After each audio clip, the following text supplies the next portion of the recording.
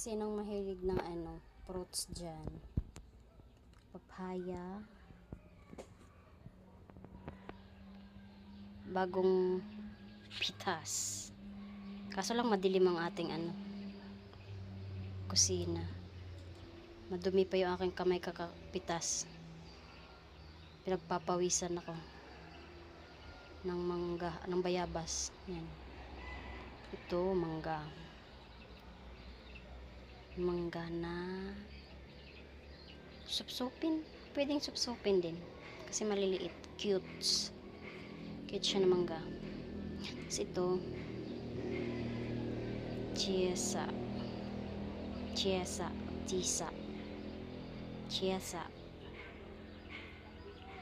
Ito ang ngayong grabe, sobrang taas. Ang hirap kunin. Ito ngayon din to. Ito kahapon to. Nakuha.